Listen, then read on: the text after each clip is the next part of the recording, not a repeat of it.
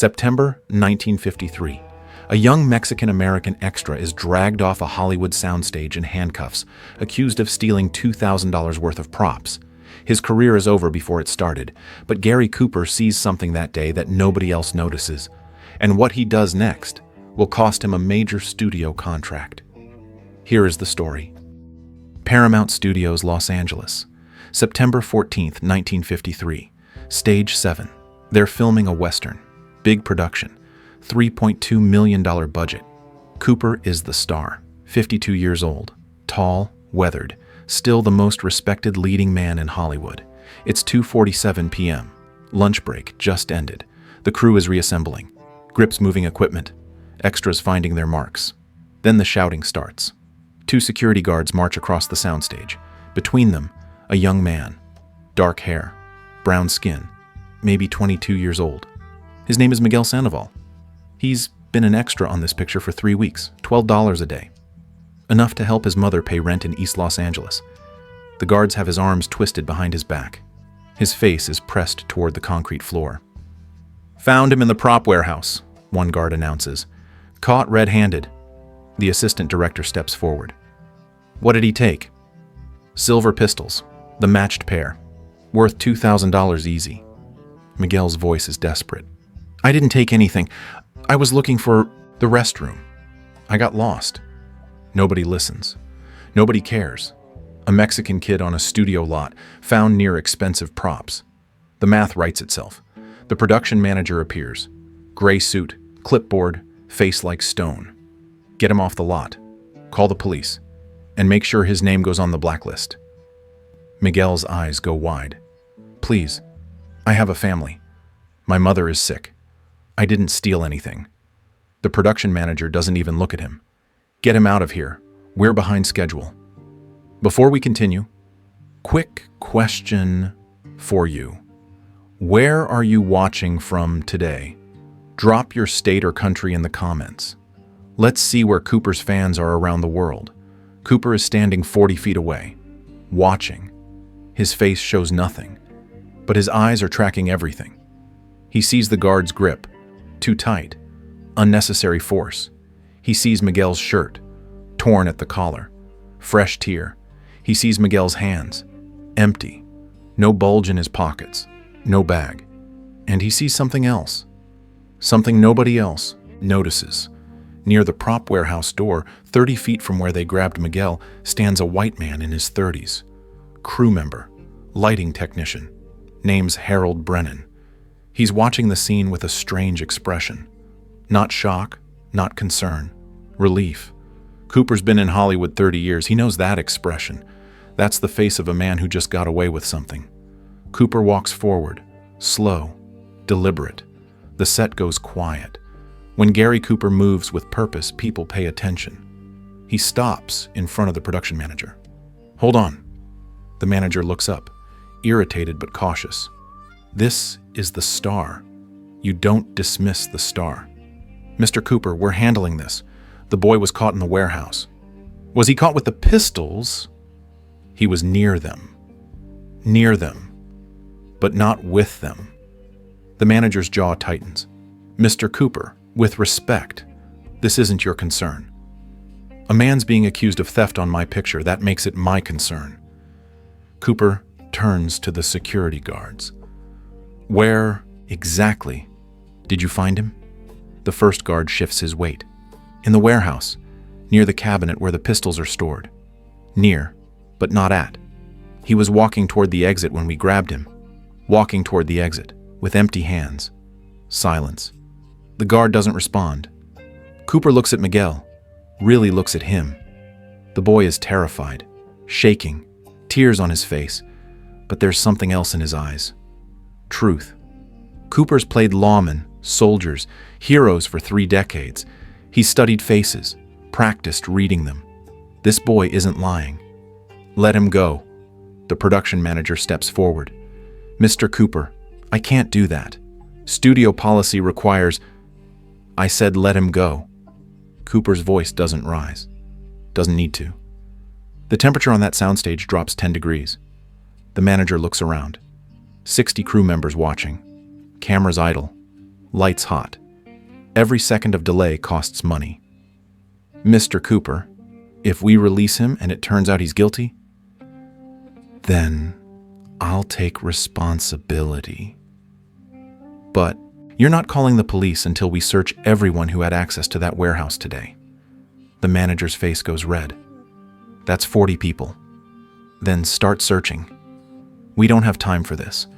We're already 3 days behind schedule. Cooper takes one step closer. 6.3 of quiet authority. Make time. The search takes 2 hours. Cooper doesn't leave, doesn't go to his trailer, stands there watching every single person get checked. One by one, crew members empty their pockets, open their bags, submit to pat-downs. Some grumble, most comply. Nobody wants to cross Gary Cooper. At 5:12 p.m., they search Harold Brennan's locker. Inside, wrapped in a dirty shirt at the bottom, 2 silver pistols. Matched pair, worth $2,000. Brennan breaks immediately, starts shouting about debts, about gambling losses, about how he was going to pawn them and put the money back before anyone noticed. The security guards take him instead. Miguel Sandoval is released. No charges. No blacklist. But the story doesn't end there. The next morning, Cooper receives a phone call from the studio head. Jack Harmon, powerful man, built Paramount into what it is. Cooper, we need to talk about yesterday. What about it? You held up production for 2 hours. Cost us $18,000 in delays. I found the real thief. You embarrassed my production manager in front of the entire crew. You questioned studio security procedures. You made us look incompetent. Cooper's voice stays level. You almost sent an innocent man to prison. He's an extra, a day player. Nobody would have missed him. Silence on the line. Long. Heavy. I would have, Cooper says quietly. Harmon's tone shifts. Colder now. Gary, you're under contract for 3 more pictures. I'm telling you as a friend, drop this. The Sandoval kid is fine. No harm done. Move on. The harm was in how quickly everyone assumed he was guilty. Because of what he looks like? That's just how it works, Gary. You know that. Maybe that's exactly what needs to change. More silence. When Harmon speaks again, his voice is ice. I'm pulling you from the Henderson project, the one we discussed for next spring. $400,000 role. It's going to someone else. Cooper doesn't flinch. That's your choice. It's your choice, Gary. You made it yesterday when you decided to play hero for some Mexican kid nobody's ever heard of. His name is Miguel Sandoval. He's 22 years old. He supports his sick mother. And he didn't steal anything. I don't care what his name is. I know you don't. That's the problem. Cooper hangs up.